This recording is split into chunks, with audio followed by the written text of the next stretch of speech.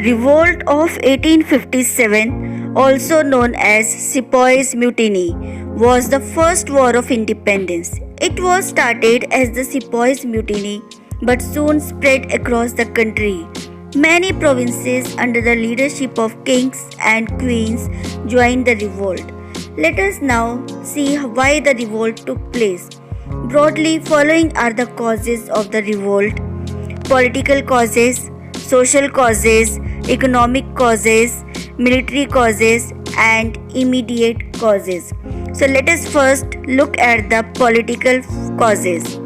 British East India Company introduced subsidiary alliance, doctrine of lapse, and used direct conquest to occupy various kingdoms. The rulers of all these kingdoms were now against the company. Second is social and religious causes. Orthodox Indians were offended by the social reforms and the violation of caste norms.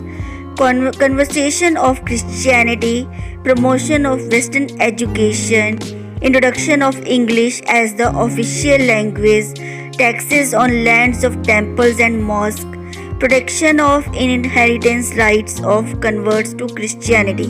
So due to all these, the Orthodox, they were against the Britishers and the British East India Company. So let us have a look on the economic causes now. So land revenue system that brought losses to both landlords and peasants, where it became the main economic cause. Policies that ruined Indian handicrafts, frequent famines, unemployment among soldiers and artisans of dislodged native rulers. These all were the economic causes of the revolt. Next is military causes. The sepoys were discontented because their salaries and opportunities of promotion were not equal to those of the British soldiers. Even the special allowance that was given to them was discontinued.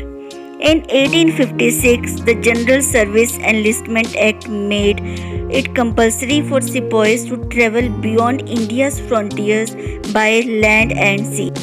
Many sepoys resented having to cross the seas in violation of social taboos to fight wars for the British.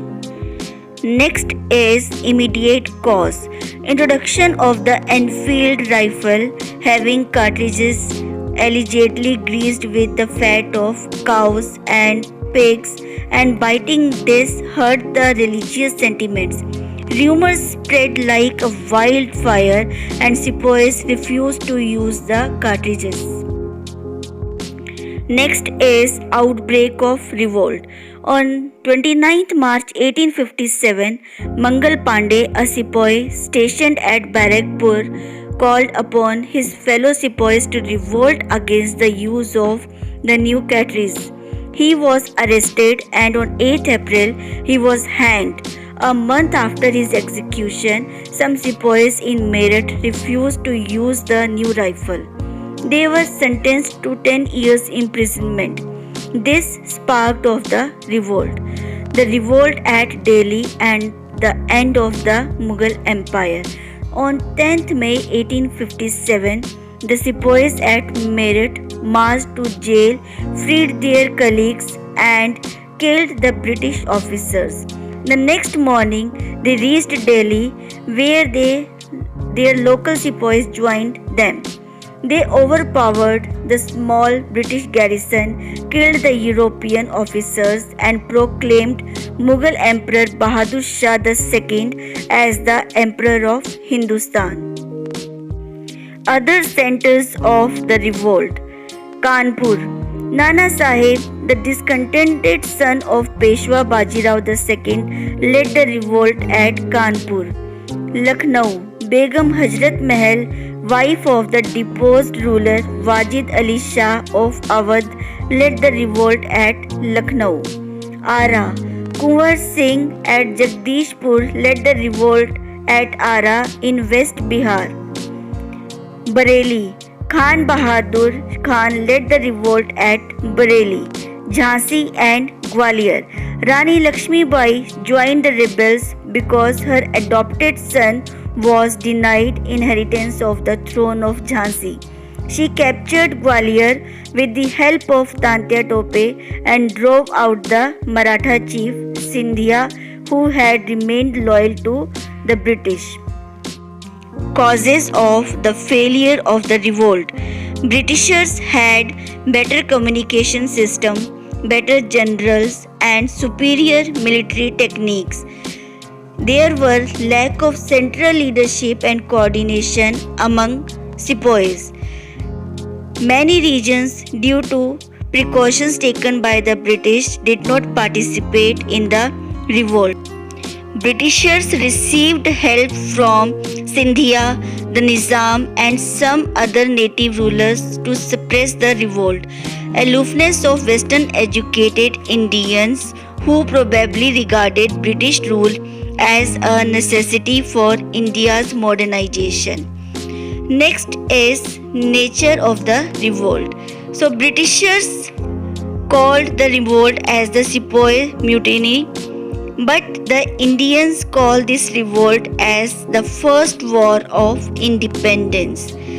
The last point is results of the revolt. The Queen's proclamation in 1858 announced the end of the company's rule in India. The British Crown began to rule India directly through the Secretary of State.